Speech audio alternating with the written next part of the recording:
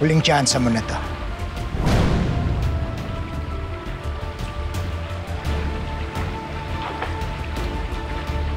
Naintindihan mo?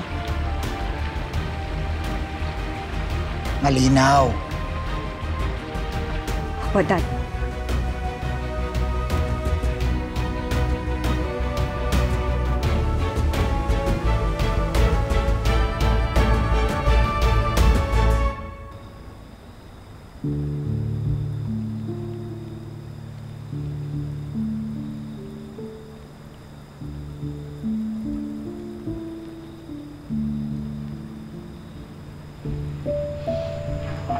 Buti, hindi inabot ng sunog tong kubo.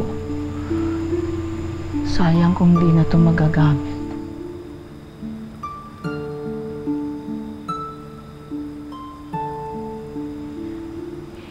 Hayaan mo, Amira. Makakabalik ka rin sa paggagamot.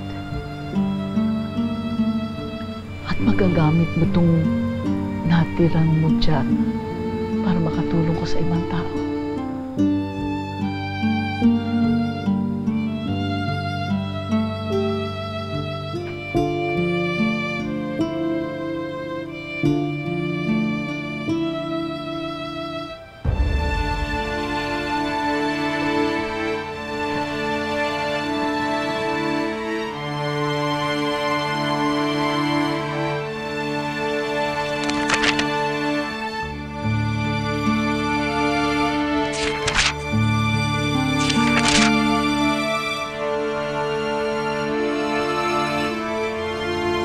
Sana hindi ko na lang inaral yung mutya.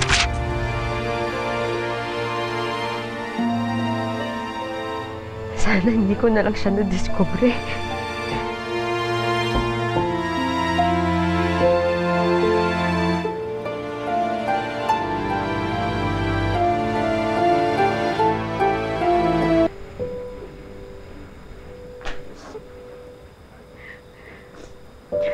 Tama na. Tama na. Amira, apo ko. Huwag kang panghinaan ng loob. Balang araw, makikita mo. Sulit ang hirap at sakripisyo mo sa halamang mo dyan.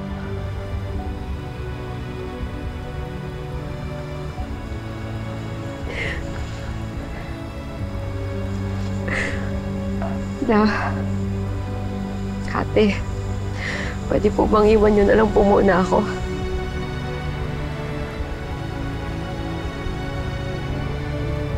Huwag kang magtatagal, ha?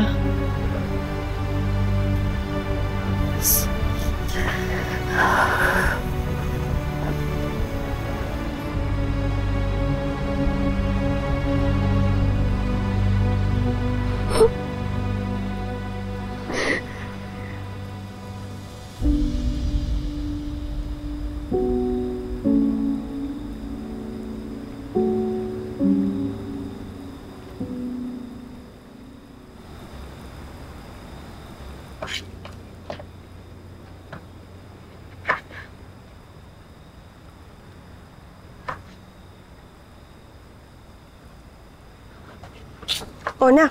Kamusta biyahe? Okay naman ho. Medyo madami nagpa-deliver na lambanog kaya ito yung kinita ko. Pamalengke natin. Salamat.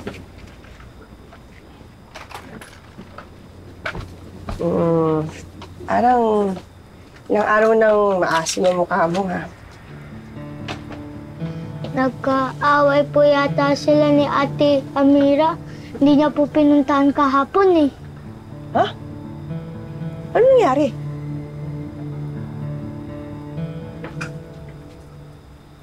Hoy, tumigil ka.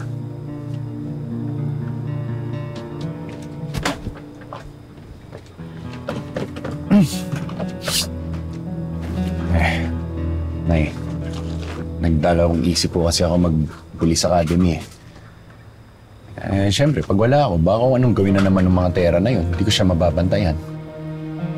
Kaya, ayun, nagalit. Gusto ko na naman siyang protektahan, eh. Anak, matindi ang mga pinagdaanan niya. Ito lang. Kaya intindihin mo siya. Kuya, puntahan mo na. Baka lalong mas magalit sa'yo yun. Tumigil ka sabi. Tinutulungan ka na nga, galit ka pa. Hindi ko kailangan tulong mo. Mas tanda ako sa Monturuan. Tumigil na nga kayo, ha?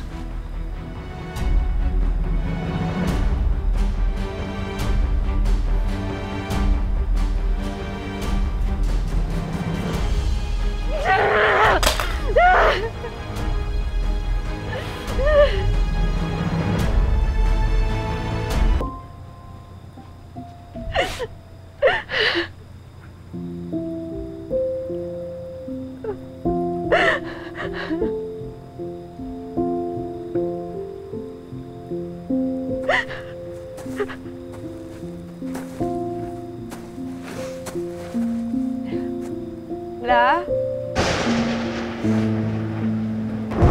Ate?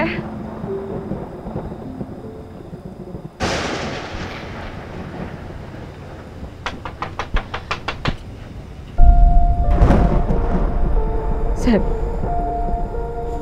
ginagawa mo dito? Amira, umalis ka na dito. Sila puro siya papunta dito, may balak sa'yo masama. Bakit mo sinasabi sa akin yan? Dahil natatakot ako sa pwedeng gawin ng kapatid ko sa'yo. Kilala ko yun. Tatakot ka? Sa pwedeng gawin ng kapatid mo? Di ba kasabot ka nila? Amira, gago ako pero hindi ako mamamatay tao. Ano ba? O baka kaya hindi ka nila sinaman dahil wala kang kwenta? Dahil inutil ka! Nababakla ka na ba? At nagtataka ka kung bakit ayaw sa'yo ni Amira? You wanna know the truth, Kuya? You're a joke! Di ba ayaw mo napapahirapan ka? Dahil ka pa ng kapatid mong babae. Wala kang silbi. Ang kaya mo lang gawin, sumayaw ng jingle ng Excelsior. Wala kang silbi.